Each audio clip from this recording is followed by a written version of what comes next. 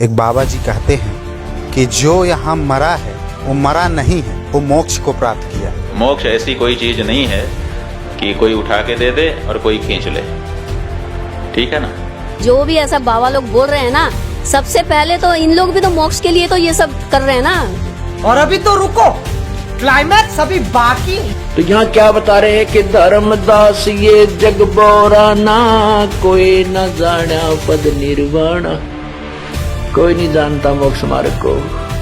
किसी भी संत का, जो सच्चा संत है, अगर आप उसका सानिध्य लाभ करेंगे तो निश्चित रूप से मुक्ति आपको मिल जाएगी। और मोक्ष की प्राप्ति मरने से नहीं होती है, जीते जी होती है। कैसे मिलेगा असली मोक्ष? आज इसी सवाल पर विस्तार से चर्चा करने के लिए हम आपके बीच कुछ आध्यात्मिक जानकारों के विचार लेकर आए हैं। इन आध्यात्मिक जानकारों में एक तरफ है नूरी अनंता व कुछ अन्य आध्यात्मिक जानकार, वहीं दूसरी तरफ है संत रामपाल जी महाराज। इन आध्यात्मिक जानकारों में किसका ज्ञान उत्तम है? कमेंट करके हमें अपनी राय अवश्य दें। अगर इस चैनल पर आप पहली बार आए हैं तो फटाफट से वीडियो को लाइक और चैनल को सब्सक्राइब जरूर कर दें। तो चलिए वीडियो शुरू करते हैं। वीडियो बहुत तेज़ी से सोशल मीडिया पे वायरल हुआ। एक बाबा जी कहते हैं कि जो यहाँ मरा है वो मरा नहीं है, वो मोक्ष को प्राप्त किया है। उस पर क्या कुछ कहें? देखिए, अगर ऐसा लगता है तो जो भी ऐसा बाबा लोग बोल रहे हैं ना, सबसे पहले तो इन लोग भी तो मोक्ष के लिए तो ये सब कर रहे हैं ना। सब कोई गद्दियों पे बैठा है, कोई गुरु बना हुआ है, कोई क्या क्या नाम दाम इनके हो रखे हैं, तो इन लोग किस लिए कि एक दिन इनको मोक्ष प्राप्त होगा। तो फिर देरी किस बात की? वहीं तो बैठे हैं ना, कूद जाओ ना सब लोग वहाँ पर। पैरों के नीचे आके नहीं मरना है आप लोगों को, आप लोग गंगा में कूद जाओ ना, वहाँ पे मोक्ष की प्राप्ति हो जाएगी। ऐसा कभी नहीं होता है, आम जनता को मैं बता दूं, ऐसा कभी नहीं होता है कि आप लोग कहीं ऐसी जगह पर मर गए तो आपको मोक्ष की प्राप्ति हुई। अगर आपको मोक्ष की प्राप्ति होनी है, आपके कर्मों से देखा जाएगा, आपने अच्छे कर्म करे हैं कि नहीं। अब आप कहोगे कि किसी ने आप सारी जिंदगी इतने पाप करे हैं तो वो ऐसे कहीं जाकर ऐसी जगह मर जाएगा तो उसको मोक्ष की प्राप्ति हो जाएगी, ऐसा नहीं होगा। आपने अगर कर्म अच्छे करे हैं तो आप अपने घर में भी मर रहे हो ना, तो आपको आपके घर में भी मोक्ष की प्राप्ति मिल जाएगी। उसके लिए आपको यहाँ वहाँ ये काशी या वहाँ वहाँ आके मरने की जरूरत नहीं है। सब भ्रांतियाँ फैला रखी है सबने, पागल बना रखा है सबको। ऐसे मोक्ष की प्राप्ति नहीं होती है कि पाप कर लो सारी जिंदगी, कर्म खराब कर लो और मोक्ष की प्राप्ति बढ़ने के लिए काशी आ जाओ या गंगा में जाके नहा लो, जाओ वहाँ पे जाके डुबकी होगा, मर जाओ तो मोक्ष की प्राप्ति हो जाएगी। ऐसे तो हर कोई सारी जिंदगी पाप करेगा और आके मर जाएगा, हाँ मोक्ष की प्राप्ति हो गई। और मोक्ष की प्राप्ति मरने से नहीं होती है, जीते जी होती है। मरने के बाद मोक्ष मोक्ष कुछ नहीं होता, जीते जी मोक्ष की प्राप्ति होती है। मोक्ष की प्राप्ति के बाद जिया जाता है। आपने एक बात कहा, अगर थोड़ा सा हमको याद आ गया, जो गुट की बात कही कि जो ये बाबा का बयान आता है कि मोक्ष की प्राप्ति हुई, सामने से एक बाबा का और पलटवार बयान आता है। तो शायद जो आप बता रही हैं दो गुटों में विभाजित हो गया है, ये शायद वो महाकुंभ में देखने को मिल रहा है। तो वही तो हम बता रहे हैं कि अब इन लोग सब लोग अपना अपना बोलेंगे ना। अब किसी की बात किसी के साथ मैच नहीं करेगी। अगर एक ही ज्ञान ही एक ही है तो इतने जनों को इतने तरह के ज्ञान बांटने की क्या जरूरत है? अब ये चीजें जब आप इसको डिफरेंस को समझिएगा, अब जब अलग एक टीम आएगी ना निकल के, अध्यात्म लोग जो आएंगे, जो सत्य को प्राप्त हो रहे हैं, उनकी सबकी एक बात होगी। उनमें आप कभी अलग अलग बात नहीं देखोगे। वो एक ग्रुप जब सबके सामने आएगा ना दुनिया के, उनकी एक बात होगी। उनकी बात ऐसे नहीं होगी कि वो मैं अलग बोल रही हूँ, सामने वाला अध्यात्म वाला अलग बोल रहा है, वो अलग, ऐसा नहीं होगा। उनकी एक बात होगी, उसको आप समझना कि ज्ञान क्या होता है। लेकिन इन लोग की अलग अलग बात कैसे, फिर इन लोग आपस में क्यों जुड़ रहे हैं? अगर इन लोग की बात ही मतलब एक है तो फिर तो एक ही बात होनी चाहिए ना। इन लोगों ने एक्चुअली में लास्ट पहले तो इन्होंने लड़ के मरना है। इनको इनकी जड़ काटनी पड़ेगी, इन्हीं से स्टार्ट होगा। हाँ, इन्हीं की जड़ काटनी। कल की अवतार ने सबसे पहले शुरू ही इनसे किया है। इन्होंने ही सारा गड़बड़ कर दिया है, सारे घर बार खराब कर दिए हैं, लोगों को झूठा ज्ञान, गांजा पी पी के। गांजा पीना मतलब क्या? इन लोगों के लिए ज्ञान का मतलब शिव को प्राप्त कर लिया इन्होंने गांजा। अरे तुम लोग को होश भी है?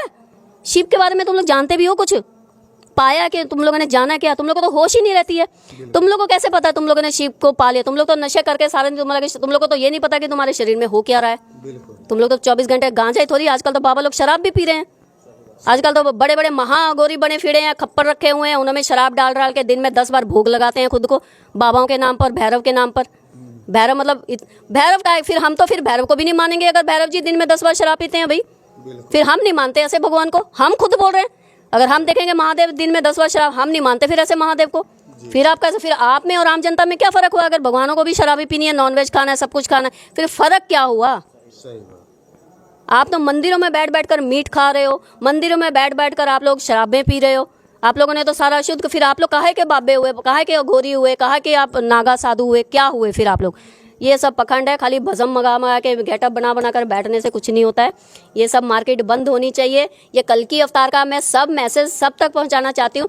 दोस्तों, अभी आपने सुने इन आध्यात्मिक जानकारों के विचार। आइए अब सुनते हैं संत रामपाल जी महाराज के आध्यात्मिक विचार। अब ये सारे पंथ खत्म हो लिए, कंडम हो लिए। इन सभी पंथों की आज तक जितने भी पंथ थे, सबके द्वारा लिखी हुई अनुभव की पुस्तकों को इस दास ने पढ़ा और वेदों के ज्ञाता तो समझे जाते थे, उनके अनुभव की पुस्तकों को देखा, सब यूजलेस पाई। उनकी सीडी बना दी, उनके फोटोकॉपी बना दी, ऐसे प्रोजेक्टर में दिखा के पूरे समाज में भेज दी कि ये बताते थे। अब ये कह नहीं सकते कि हम ऐसा ज्ञान नहीं देते थे, क्योंकि उन्हीं की पुस्तक उन्हीं के द्वारा दास ने बोलकर सुनाकर सबके सामने रख दी। अब ये सूख जाएंगे, खत्म हो जाएंगे, खत्म हो गए ये समझो, क्योंकि बुद्धिमान समाज है, इस ज्ञान को समझकर तुरंत समझ जाता है कि उन संत के पास कोई ज्ञान नहीं है। अब ये सभी पंथ नष्ट हो जाएंगे। कैसे होंगे? धीरे धीरे, थोड़ा समय लगता है, लेकिन हो जाएंगे। जैसे पहले हम छोटे छोटे थे, वर्षा के दिनों में कहीं खेतों में, किसान के घर जन्म था इस दास का, तो खेतों में जैसे किसी ने आम खाया और फेंक दी गुठली, वो वर्षा ऋतु में फिर वो उग आते थे। वो कहीं किले के बीच में, कहीं पर ऐसे छोटे छोटे पौधे उगाते थे। हम उनको वहां से निकाल कर और एक ऐसे स्थान पर लगाते थे जो फिर खेती करते समय डिस्टर्ब ना करें और पौधे भी बन जा, पेड़ भी बने। तो हम वहां से उखाड़ते थे ना, और किसी की नीचे से मिट्टी हट जाती थी, वो जड़, उसकी जड़ें दिख जाती थी, तो यूं कहा करते, तेरा पौधा को ना लागे सूखेगा, तेरे पौधे की जड़ राम ने देख ली, तेरे पौधे की जड़ राम ने देख ली, सूखेगा। और वो सूख जाता था, क्योंकि वहां से पाड़ के लांदे फिर दूसरे खेत में ले जाते, इतना वह माटी जिसके नहीं होती उतना वह पौधा ठीक नहीं, वो रहती नहीं उसके अंदर वह, तो वहां लगाते तो वो सूख जाया करता, एक दिन 2 दिन बाद 2 दिन हरा दिखता, फिर सूख जाता था। तो अब इन सभी पंथों की जड़ राम को दिखा दी, परमात्मा को ने, इस दास ने इनकी जड़ दिखा दी समाज को कि इनके पास ये धन था, तुमने मूर्ख बना रहे थे, ना कोई भक्ति का पता, ना ज्ञान का पता, ना कोई इनके पास मंत्र सही, ये आपको काल के जाल में फंसाएंगे। तो अब ये परमात्मा ने कहा था कि धर्मदास तो 1,00,000 दुहाई, ये सार ज्ञान, ये मूल ज्ञान की तबार ना जाई। और फिर ये कहा था कि मैंने तेरे को ये सारे मंत्र दे दिए, ये तीनों मंत्र दे दिए थे धर्मदास जी को परमात्मा ने, ओम, तत् और सत। तत् भी सांकेतिक है और सत भी सांकेतिक है। अब परमात्मा ने कहा था कि ठीक है, इस ओम और तत् जो दूसरा मंत्र है, ये तो तू डिक्लेयर कर भी सकता है, लेकिन सार शब्द जो तीसरा मंत्र है, जो सत शब्द है, जो सत तीसरा नाम है, उसके विषय में तू जिक्र मत करिए, किसी को मत बताना। धर्मदास तो 1,00,000 दुहाई, ये सार शब्द की तबार न जाई, सार शब्द बार जो पढ़ी, बिचली पीढ़ी हंस नहीं तरी। अब आज तक इस पूरी पृथ्वी पर ये 2 मंत्र का जाप तो सार्वजनिक पहले भी हो चुका था इस गरीबदास पंथ में। कबीर जी ने भी अपनी वाणी में लिखा है, ओम और दूसरा मंत्र जो तत् है, ये दोनों मिलकर सतनाम बनता है। लेकिन इसको ना कबीर पंथी समझ सके, ना गरीबदास जी वाले समझ सके ये मंत्र क्या है, और में मंत्र देते रहे, और वो क्लियर लिखा हुआ है, लेकिन सार शब्द फिर भी गुप्त रखा है। धर्मदास तो 1,00,000 दुहाई, ये सार शब्द की दबार न जाही।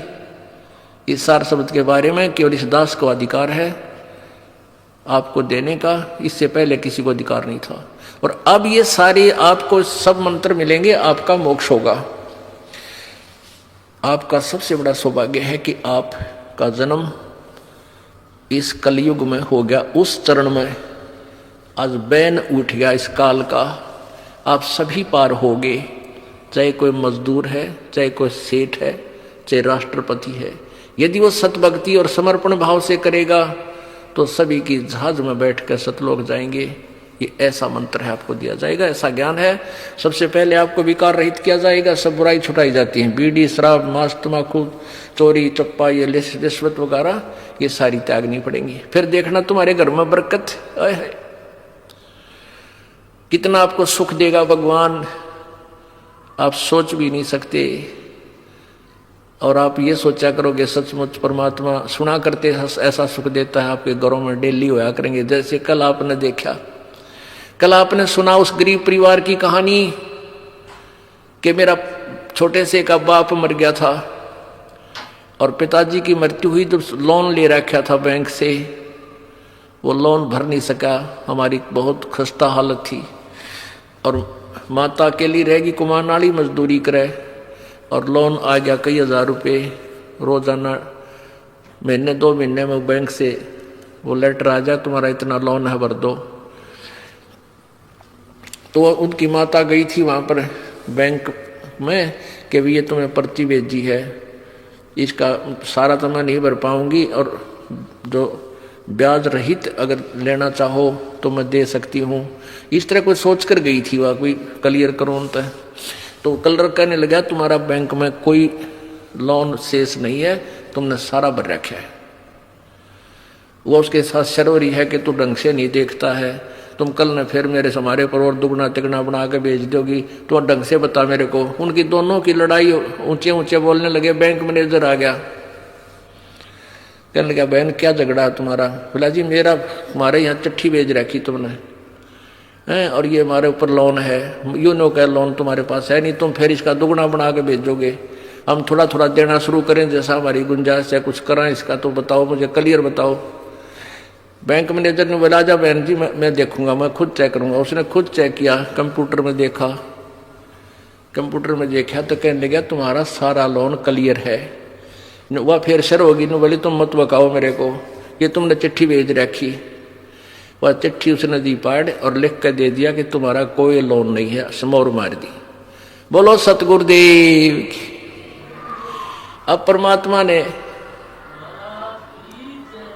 परमात्मा ने कैसी रजा करी, उनके अकाउंट तो लोन ने खत्म कर दिया, उनके अकाउंट में नहीं रहा, नहीं तो वो उनके ऊपर पड़ो कलर का बेचारा गए, मान ले वो लिख के भी दे देते थे, तो उनके उस खाचा में सारा खत्म कर दिया। और परमात्मा ने के लाग गया देरी, वो घर भर दे परमात्मा आपका पैसे से, ये सत्कर मान लेना। ऐसे भक्त हमारे को बताते हैं जी मेरे एक बार 5,000 रुपये बढ़ गए, इतने पैसे धरे थे 3 बार गिन के गरीब आदमी, और 5,000 रुपये बड़े पाए। तो पुण्यात्माओं विश्वास रखना मालिक पे, 2 नंबर के धंधे करके दूने पाप कमाओगे और अंत में पापों की गाड़ी भर ले जाओगे। यहाँ परमात्मा आपके आने वाली आपत्तियां, जैसे आपके ऊपर कोई पाप कर्म के कारण कोई दंड आना, उसको भी खत्म करेगा। तो इसलिए परमात्मा बताते हैं, अपनी महिमा आप बताते हैं, आजा बंदे शरण राम की फिर पाछे पछतावेगा। भाई आजा बंदे शरण राम की फिर पाछे पछतावेगा। इसलिए परमात्मा कह रहे आ जाओ तुम अब भी मेरी शरण में। जैसे गीता जी अध्याय नंबर 18 के, गीता जी अध्याय नंबर 18 के श्लोक नंबर 62 में गीता ज्ञान दाता कहता है कि अर्जुन तू सर्वभाव से उस परमेश्वर की शरण में जा, उसकी कृपा से ही तू परम शांति और शाश्वत स्थान यानी सत्यलोक को प्राप्त होगा। परम शांति कि वहां जाकर तुझे परम शांति होगी, वहां कोई कष्ट नहीं उस सतलोक में। वो कैसा है वो सतलोक? भाई शंखों लहर मेहर की उपजे कहर नहीं जा कोई, दास गरीब अचल अविनाशी सुख का सागर सोई। उस सतलोक के अंदर कोई दुख नहीं, किसी प्रकार का कोई कष्ट नहीं, बुढ़ापा नहीं। इस जीव के लिए सबसे बड़ा दुश्मन है बुढ़ापा। मृत्यु भी देखी जा, चल हो जाए तब एक दिन कट जा टंटा। ये बुढ़ापा है ना, ये रुआ ले से इस प्राणी को। और इस कलयुग में तो और ज्यादा ना बालक अच्छे रह रहे, ना कोई ऐसी पुत्र वधुओं को ज्ञान रहा, बेटियों को जो थोड़ी बहुत दया धर्म भी वो खत्म होती जा रही है। तो इस प्रकार ये बुढ़ापा, इस समय का बुढ़ापा सबसे बड़ा कहर होगा आपके लिए। पहले तो लाज शर्म करा करते, कोई पड़ोसी कह देता, रिश्तेदार ते भी नो डरा करते भी कुछ आकर टोक देगा, बुढ़े की सेवा ना करते। इब तेनो कह तू ले जा, तने घना अच्छा लग गया तो कर ले सेवा इसकी। तो इतने निर्लज हो गए हम। तो अब हमने भगवान की घनी जरूरत है और सही भक्ति करेंगे तो बुढ़ापा आपका ऐसा कट जाएगा ना, बेरा बिना पटन दे भगवान। सौ तो दर्दा तो दूर करेगा, कोई आपत्ति आओगी हल्की सी करके टाल देगा आपको। आखिरी सांस तक आपका हाथ पैर चलते रहेंगे, आपको स्वस्थ रखेगा।